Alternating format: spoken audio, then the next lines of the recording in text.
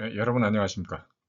오늘은 그 브리닝이 수상에 취임해서 파펜을 거쳐서 슐라이어를 거치면서 히틀러가 1933년 1월 30일 수상이 되기까지 있었던 단막극에 대해서 아주 짤막하게 한번 논의해 보겠습니다. 1930년 5월 29일 브리닝은 바이마르 공화국의 총리로 지명이 됩니다. 브리닝은 다음과 같이 말합니다. 문화적인 면에서 나는 사회민주당과 거리가 멀었다. 브리닝은 가톨릭을 대표하는 중앙당 출신의 그 수상이었습니다. 나도 슈트레제만이나 다른 많은 사람처럼 위급한 상황에서 무자비한 권력을 휘두르지 않고 조국을 구해야 할 때는 극우파보다는 사회민주당에 훨씬 더 의존할 수 있다고 어쩔 수 없이 믿게 되었다. 사회민주당은 나치가 집권하는 것을 막기 위해서 할 수 없이 대통령 후보자를 포기하고 힌덴부르크를 지원하게 되었습니다. 1919년에 이제 독일이 이렇게 선거에 의해서가 아니라 임명에 의해서 사회민주당 대표가 이제 대통령이 되었습니다. 그래서 1925년에 이제 대통령이 서거하니까 1925년에 대통령 선거가 이제 선출로 되는 대통령 선거가 1925년에 열렸고 대통령 인구가 7년이 있으니까 1932년에 다시 한번 대통령 선거가 열리게 됩니다. 그래서 처음에는 이제 힌덴부르크가 대통령을 갖다 한번 했으니까 출마를 안 하려고 했는데 이제 그 우파 단체에서 이렇게 이제 출마를 권유해가지고 힌덴부르크가 다시 이렇게 대통령에 출마하게 되었습니다. 사회민주당은 대통령 후보를 내지 않았습니다. 왜냐하면 히틀러가 대통령이 되는 꼴을 볼 수가 없었기 때문에 그렇다는 거죠.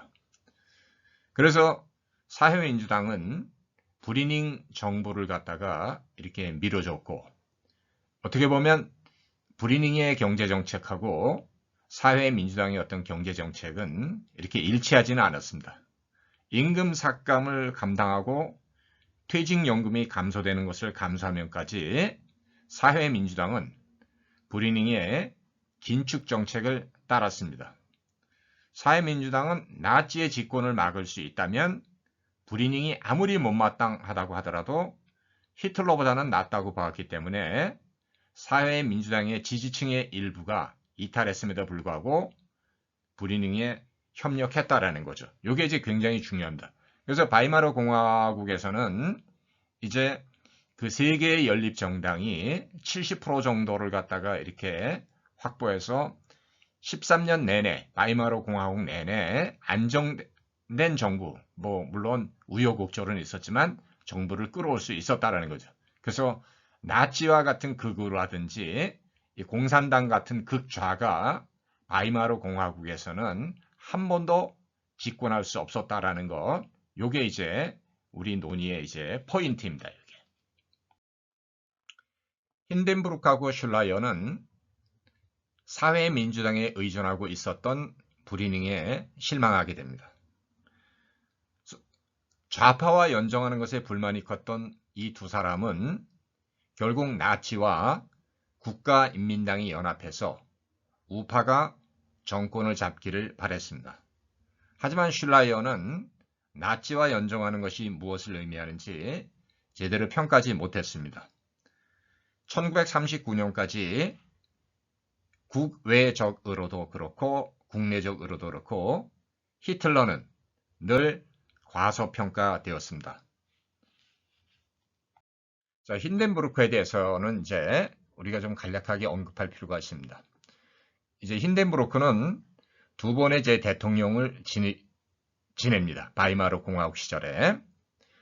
그래서 힌덴부르크는 공과 업적은 자신의 몫으로 챙기고 과실은 타인들에게 전가하는 데 있어서 매우 탁월했습니다. 그럼에도 불구하고 힌덴부르크는 1차 대전의 영웅으로 국민들에게 이렇게 사랑을 받게 되었습니다. 1918년 9월 달에 독일은 아미행 공세가 무너진 다음부터 더 이상 전투를 할 수 없는 한계 상황에 직면했습니다. 그래서 독일은 군부하고 황제가 전쟁을 일으켰는데 만약에 패전을 하게 된다면 황제하고 군부가 모두 독박을 쓰게 됩니다. 그래서 힌덴부르크는 자기 참모인 그리너에게 이제 민간 정부한테 가서 휴전을 하도록 이렇게 권유를 합니다.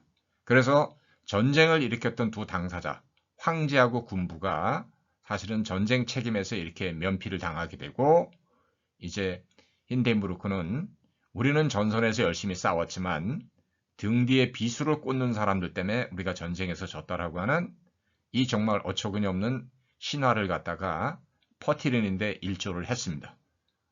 그래서 그리너는 훗날 힌덴부르크가 굳은 일을 자기에게 다 시켰다, 이렇게 이제 그 브리닝하고 라인 강변을 갖다가 이렇게 드라이브 하면서 고백한 적이 있습니다.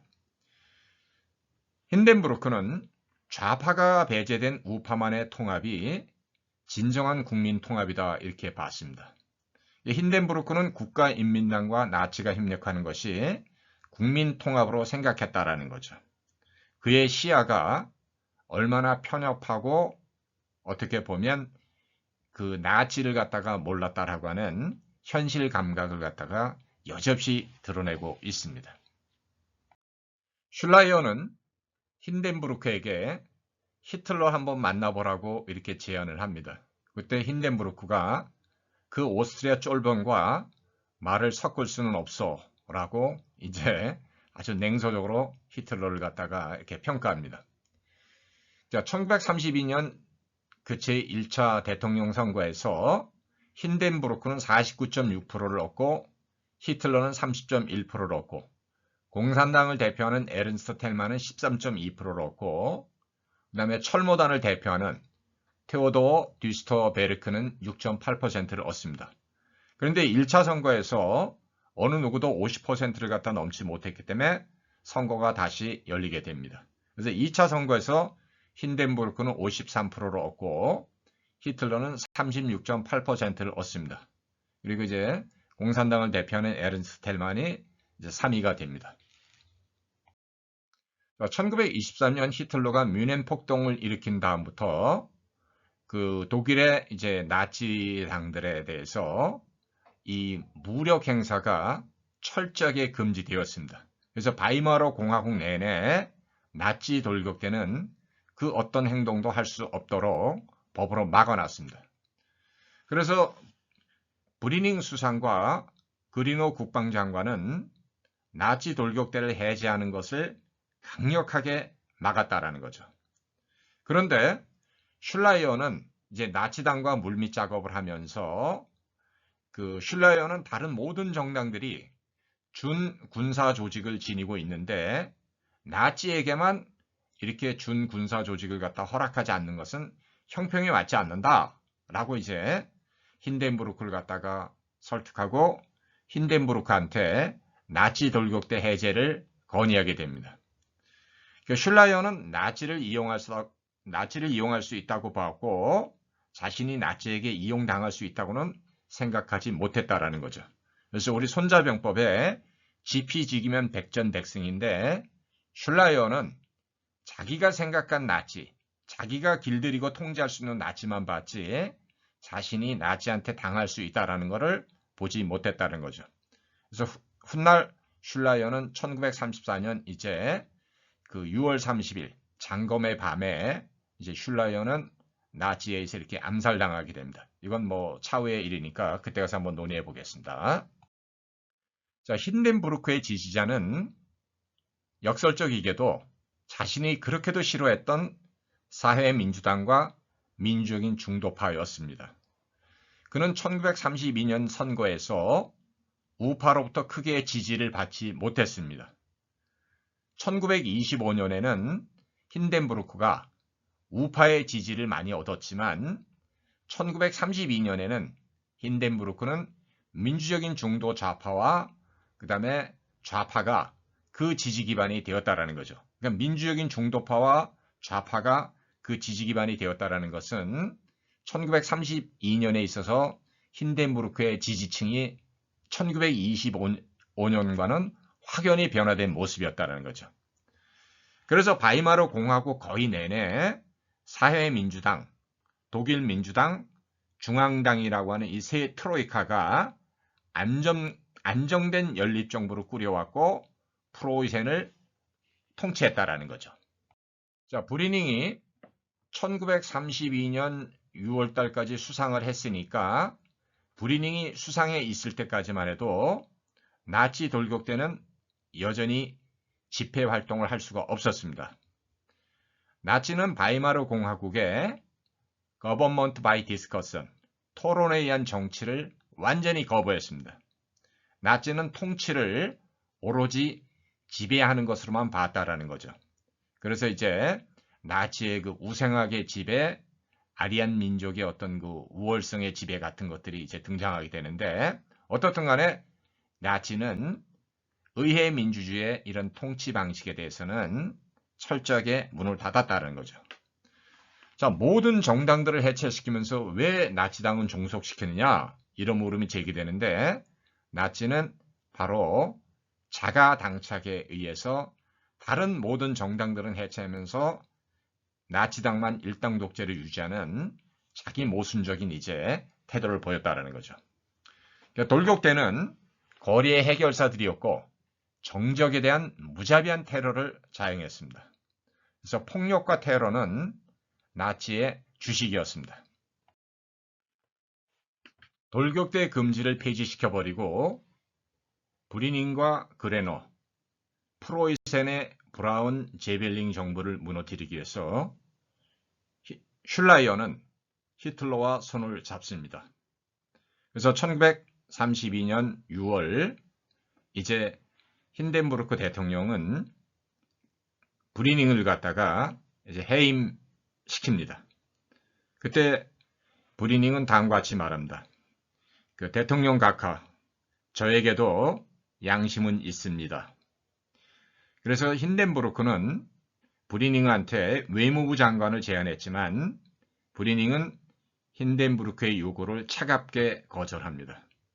그래서 융커 출신의 프로이센의 융커 출신이었던 힌덴부르크는 이 브리닝이 정책이 좌파로 경도된 걸 갖다가 비판하면서 농업 볼셰비키다라고 이렇게 이제 브리닝을 갖다가 비판합니다. 그러나 그 브리닝은 결국은 사회 통합을 위해서 어느 정도 중산층과 이제 중도층을 갖다가 이렇게 대표해야 됐기 때문에 이렇게 대기업 어떤 내지는 융커에 이렇게 편중됐던 이런 정치보다는 이 대중을 갖다가 이렇게 전체로서 이렇게 배려하는 그런 정책을 폈다라는 거죠. 그래서 이 대기업가들에 의해서 브리닝 정부는 좌파라고 하는 낙인이 찍히게 됩니다. 그래서 바이마르 공화국은 노동자하고 기업이 충돌할 때 정부가 조정 역할을 해주는 요 기능이 있습니다. 이것이 이제 바이마르 공화국 헌법이 갖고 있는 아주 고유한 특징 중에 하나죠. 왜냐하면 노사 갈등이 일어났을 때 노사가 자율적으로 해결하되 만약에 자율적으로 해결하지 않을 때는 정부가 나서서 제3의 어떤 중재자로서 역할을 자처하는데 브리닝은 긴축 정책을 폈음에도 불구하고 동시에 독일 국민들의 어떤 그 대다수의 삶의 어떤 질의 향상을 위해서 이렇게 노력했기 때문에 대다수다라고 하는 것, 이거는 이제 특정 대기업을 위한 게 아니다라는 이제 이런 것을 뜻이죠. 그래서 항상 그 우파 기업가들로부터는 그 좌파 정책을 갖다 대변하는 자, 농업 볼셰비키다라는 이런 평가를 갖다 받게 되었습니다. 자, 1932년 6월 1일 파펜이 이제 수상에 취임합니다. 그래서 이제 이 파펜 내각을 갖다가 사람들은 이제 남장님 내각이다 이렇게 이제 빈정거렸습니다. 슐라이어는 물밑 공작이 탁월합니다. 원래 슐라이어 요 뜻이 독일어로 이제 교활하다 이런 뜻이 있는데 어떤 이 슐라이어는 자기 이름하고 이 행동이 아주 잘 맞습니다. 이게. 그래서 공산당과 나치가 내전을 갖다가 획책하게 되면 독일 군부, 그 당시 독일 군대는 10만 명이 있었죠. 그 다음에 경찰이 막을 수 없다라는 것을 힌덴부르크에게 이렇게 건의를 하게 됩니다. 결국은 군의 인맥을 두텁게 형성한 자신만이, 그 당시 슐라이어는 이제 육군 완스타 출신이니까 이 내전에 대비해서 독일을 위기로부터 구할 수 있다고 힌덴부르크를 갖다가 은근히 압박했습니다. 이미 선거 때 나치는 힌덴부르크를 갖다 탄압해야 한다는 무언의 압박을 가했습니다. 그래서 이 나치가 공산당하고 내전을 일으키는 것에 대해서 그 당시 힌덴부르크뿐만 아니라 독일 군부들도 상당히 두려워하고 우려를 표현하고 있었습니다. 자, 나치 돌격대 금지를 허용하면서 나치는 그 대가로 파펜을 수상으로 임명하는 것에 동의합니다. 이게 이제 슐라이어가 나치의 돌격대를 갖다가 허용해 주는 이유죠. 그래서 이 모든 것은 이제 슐라이어가 마쿠에서 이 빅딜을 통해 가지고 얻어낸 거죠. 그래서 나치한테는 너네들의 모든 정치적 피해, 돌격대의 정치 집회를 다 풀어주겠다. 이 말은 무슨 말이냐면 나치로 하여금 테러나 폭력을 사용해도 좋다라고 하는 이 무언의 동의고 그 대신 파펜을 수상으로 앉히자라고 하는 이 빅딜이 이제 성사가 된 거죠. 그래서 파펜과 슐라이어는 의회 민주주의를 완전히 끝장내 버리기 위해서 힌덴부르크 대통령의 긴급 명령을 이용했다는 거죠. 그래서 바이마르 공화국의 또 하나의 특징은 바로 뭐냐면 내각이 국민에 대해서 책임을 지는 내각이 아니라 대통령에 의해서 좌지우지되는 내각이었기 때문에 이거를 갖다가 대통령 내각제다 이렇게 이제 평가하게 됩니다. 자, 파펜이 수상이 된 지 한 달하고 17일이 지났을 때 1932년 7월 17일 알토나에 피해 일율이 이제 이렇게 발생합니다. 그래서 16명이 사망하고 600명 이상이 부상을 당하게 됩니다. 그래서 나치가 이제 공산당하고 당원들하고 그 함부르크 근처에 그 알토나라고 하는 곳에서 이렇게 피비린내 나는 내전을 겪었다라는 거죠. 그래서 파펜은 이 사건을 계기로 해서 브라운 제베링 주정부를 몰아내고 자신이 프로이센 주정부 수상이 되었습니다. 이게 이제 파펜이 이제 바이마르 공화국을 갖다 해체시키는 가장 이제 결정적인 사건입니다.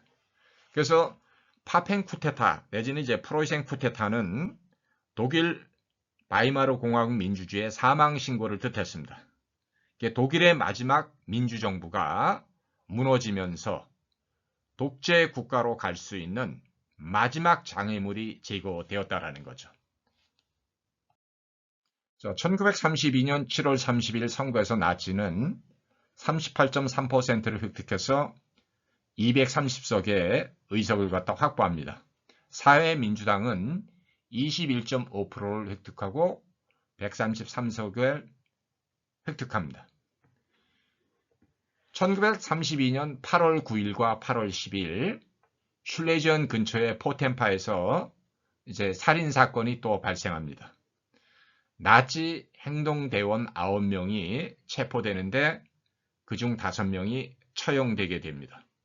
그래서 이제 히틀러, 괴벨스, 그다음에 괴링 같은 사람들이 이제 이 나치 행동대원들을 갖다가 이제 이렇게 구해보려고 노력했지만 그 당시 법에 의해서 이 5명은 처형되게 됩니다. 그래서 슐라이어의 그 이중 거래 및 나치의 힌덴부르크 압박이 있었고 이제 나치 돌격대가 이렇게 허용되었음에도 불구하고 역시 재벌을 개 못 준다고 나치는 이제 집회가 풀리자마자 정적에 대한 무자비한 테러와 폭력을 가하게 됩니다. 그래서 이제 포텐파 사건은 독일 국민들의 굉장히 이제 경악스러운 사건으로 각인되었고, 나치의 본성이 무엇인지를 이제 만천하에 드러냈다라는 거죠. 자, 이렇게 해서 이제 그 히틀러는 나치를 갖다가 이렇게 그 행동대원을 갖다 5명이나 처형시켰던 파펜에 대해서 이제 몰아낼 생각을 하고 있었습니다. 그래서 512대 42로 파펜을 갖다가 불신임해서 파펜을 수상해서 이제 내쫓아 버립니다. 그리고 나치는 11월 선거에서 이전에는 38.3%라고 하는 높은 지지를 얻었지만 37%로 이렇게 떨어지게 됩니다. 여기서 이제 중요한 거는 뭐냐면 나치가 의회 민주주의의 어떤 그 선거를 갖다가 이렇게 통해서 집권을 하게 된다고 한다면 나치는 집권을 할 수 없었다라고 하는 하지 못할 수 있다라고 하는 위기감에 이렇게 빠지게 된다는 거죠. 그래서 나치가 이제 정권을 잡았을 때는 의회 민주주의의 선거를 갖다 이제 없애게 되는 거죠. 왜냐하면 선거는 피를 동반하지 않는 상태에 있어서 정당에 대한 어떤 심판인데 선거에서 정당이 참패할 수 있다라는 것은 뭐 의회 민주주의에서 다반사로 있는 거죠. 나치도 이렇게 의회 민주주의의 선거 절차를 따른다고 한다면 이전에는 듣보잡이었듯이 이제 제1당에서 밀려날 수 있다는 위기감을 나치는 항상 느끼고 있었다라는 거죠. 자, 경제대공황이 나치에게 제1당으로 집권할 수 있는 호재로 작용한 것은 분명한 사실입니다. 하지만 나치는 정상적인 방식으로 의회 민주주의의 틀 안에서 경제 위기를 해결할 능력은 그렇게 높지 않았습니다. 11월의 선거에서 나치의 득표율이 감소한 것이 결정적인 증거입니다. 그리고 나치가 집권했을 때 나치는 알마트 샤우트라고 하는 이제 경제 전문가를 통해서 매표 어음을 발행하게 되고 이 매표 어음을 통해서 독일판 뉴딜 정책을 실행하고 경제적인 안정을 누릴 수 있었습니다. 그런데 어음의 만기가 도래했을 때 히틀러는 알마트 샤우트를 해고하고 전쟁으로 위기를 돌파하려고 했었습니다. 나치가 자랑하는 완전고용 신화는 이 점에서 과장됐다라는 거죠. 그리고 그 이면에는 정상적인 방식으로 어음의 만기 도래를 해결할 수 없다는 무능이 자리 잡았습니다. 이 모든 것은 히틀러가 봤을 때 전쟁을 통해서 해결하면 된다라고 하는 이제 전쟁 불가피론을 갖다가 주장하게 됩니다.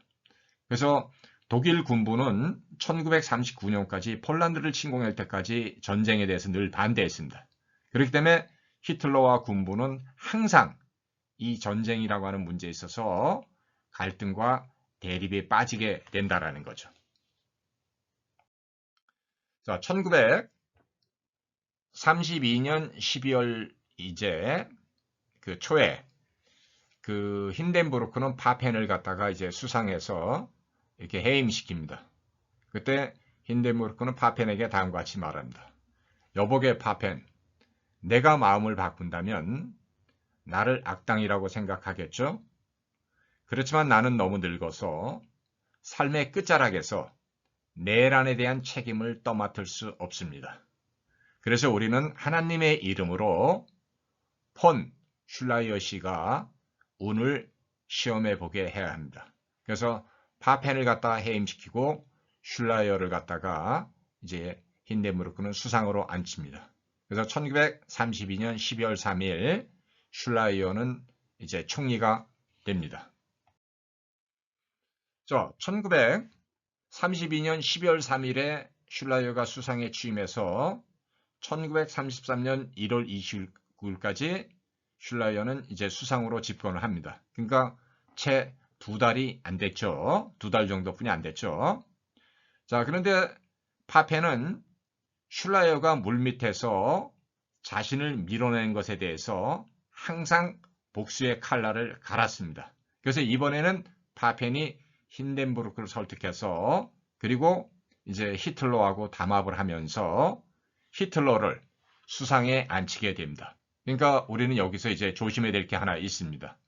히틀러가 1932년 선거에서 38.3%로 통해가지고 제1당이 된 건 맞지만 히틀러는 단 한 번도 독일 국민으로부터 50% 이상의 과반수 이상의 지지를 받은 적이 없다라는 거죠. 그러니까 히틀러는 절대로 단독으로는 수상이 될 수 없었습니다. 그리고 히틀러는 제1당이 되었으니까 다른 정당하고 연정을 함으로 인해서 수상이 될 수는 있었는데 히틀러 자신이 다른 정당하고 연정을 할 마음도 없었고 또 다른 정당들도 히틀러하고 연정할 마음이 없었기 때문에 히틀러는 단독으로는 수상이 안 된다는 거죠. 그러면 히틀러는 어떻게 수상이 되느냐 이렇게 얘기했을 때 자기를 갖다가 수상해서 내쫓았던 슐라이어에 대해서 항상 복수의 칼날을 갖고 있었던 파펜이 힌덴부르크를 움직이고 이제 파펜과 힌덴부르크하고 히틀러가 이제 서로 담합해가지고 히틀러를 수상에 앉히고 파펜은 이제 부총리가 됩니다. 그래서 파펜은 힌덴부르크를 설득해서 히틀러를 수상으로 임명하는데 매우 적극적이었고 자신은 부총리직을 얻게 되고 이제 히틀러는 두 개의 이제 이 소위 말해서 장관을 갖다가 요구하게 되고 나머지는 전부 다 이제 힌덴부르크가 이렇게 임명하게 됩니다. 그래서 이제 그 파펜의 그 유명한 말, 우리가 히틀러를 애워쌌다. 힌덴부르크는 이제 이 히틀러를 애워쌌다라고 하는 파펜의 이 말에 이제 어느 정도 그 자극을 받아서 마음에는 내키지 않았지만 히틀러를 갖다가 이렇게 수상으로 임명하게 됩니다. 자, 슐라이어든 파펜이든 히틀러를 수상으로 임명하는 것을 거부한 힌덴부르크를 설득해서 그 설득의 방향과 목적은 슐라이어하고 파펜에게서는 약간 다릅니다. 여하튼 이들은 히틀러를 통제하고 이용할 수 있다고 너무 안이하게 생각했습니다. 하지만 이들은 나치의 진짜 모습이 무엇인지를 몰랐고 또 너무 과소평가했다라는 거죠. 나치는 선거를 치를 때마다 늘 재정 압박을 받았습니다. 그래서 정상적인 의회 민주주의 아래서 나치가 선거를 통해 재신임을 물어야 한다면 나치의 집권은 절대로 오래가지 못했습니다. 바로 이 약점을 보완하기 위해서 히틀러는 죽어라 하고 수상의 자리를 노린 것입니다. 히틀러가 자신을 길들일 수 있다라고 하는 파펜과 슐라이어를 역으로 길들여 버린 겁니다. 자, 역사가들마다 일치된 견해는 없지만 히틀러 암살 사건은 많게는 44번이 있었다고 이렇게 합니다. 물론 이 히틀러 암살 사건의 정확한 숫자에 대해서는 아직도 더 많은 역사적 검증이 필요하고 역사가들마다 히틀러의 암살 숫자가 이렇게 다르게 이렇게 계산되니까 요거는 이제 따로 우리가 검증해 볼 필요가 있을 것 같습니다. 자, 히틀러의 취임이 필연이 아닌 것처럼 그의 권력 쟁취는 수많은 우여곡절을 통해서 이루어집니다. 그래서 파펜과 슐라이어에게는 이런 치열함이 없었습니다. 나치는 권력을 잡지 못하면 무너진다는 절박감이 있었습니다. 그래서 나치는 생사를 건 투쟁에 모든 것을 갖다가 걸었던 것이죠. 이 절박감이 나치가 정권을 잡아야만 된다라고 하는 그 절박성으로 이어졌고 절박성이 마침내 이루어지게 됩니다. 어떻든 간에 1939년까지 국제적으로든 국내적으로든 나치를 과소평가한 것은 오늘날의 우리에게도 하나의 풀리지 않는 수수께끼입니다. 자, 황제가 퇴위하고 독일은 처음으로 의회 민주주의를 갖다가 채택하게 됩니다. 그래서 1919년부터 1934년까지 독일의 정치는 말 그대로 분열과 대립, 투쟁과 갈등으로 이어졌습니다. 1914년에 하나가 되었다라는 어떤 신화하고 1918년 등 뒤에 비수를 찔렸다라고 하는 신화는 모두 나치가 지어낸 허구라는 거죠. 나치는 공산당과 유대주의를 희생양으로 삼기 시작했습니다. 아니, 절멸하고자 했습니다. 자, 나치가 집권하지 못했다면 히틀러에 져서 나의 투쟁은 어느 한 망상가의 잠꼬대에 지나지 않았습니다. 플라톤은 우리가 현명하지 못한 대표자를 뽑았을 때 그 대가는 그 찌질이 같은 인간에 의해서 지배를 받는 수모에 있다, 이렇게 얘기를 합니다. 그래서 플라톤은 현명하지 못한 대표자를 선출할 때 바로 그 저질스러운 인간에 의해서 지배를 받아야 된다고 경고를 하고 있습니다. 히틀러를 선택한 독일 민족이 겪어야 했던 것이 바로 이것입니다. 자, 1920년부터 1940년까지 유럽의 어느 국가를 보아도 좌파와 우파가 하루도 싸움을 하지 않고 넘어갔던 시절은 없었습니다. 그래서 어떤 사람들은 이제 피비린내는 내전 내지는 의식의 내전이다, 이렇게까지 이제 평가를 합니다. 바이마르 공화국은 중도 좌파와 중도 우파가 연합해서 불완전하기는 해도 그래도 유지되었습니다. 배가 오른쪽으로 기울면 마치 히틀러의 극우처럼 이 배는 침몰합니다. 배가 좌쪽으로 다 쏠리면 배는 좌쪽으로 침몰합니다. 러시아 공산주의가 그런 거죠. 그래서 우파가 단독으로 연정을 이룬 적은 한 번도 없었습니다. 1914년 하나 되었다는 선전은 말 그대로 깨져버린 신화에 불과하다라는 거죠. 히틀러는 프리드리 대저처럼 계몽군주가 절대 아닙니다. 절대 권력이라고 하는 것은 독일 수도 있고 선물일 수도 있습니다. 독일어의 기프트는 독이지만 영어의 기프트는 선물이죠. 권력은 선물일 수도 있고 독일 수도 있다라는 거죠. 그래서 제어되지 않은 절대 권력이 한 독재자에게 주어질 때 그 결과가 어떤지는 1945년 4월 30일 날에 분명하게 확인되었습니다. 왜냐하면 1945년 4월 30일 오후 3시 15분경에 히틀러가 권총으로 자살을 하니까.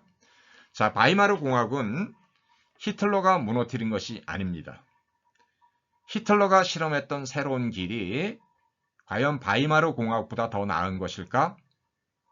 오늘날 우리가 바이마르 공화국의 몰락을 진지하게 검토해야만 하는 이유가 여기에 있습니다. 그리고 아마도 이 문제는 계속해서 역사에 있어서 아마 토론의 대상으로 남을 것 같습니다.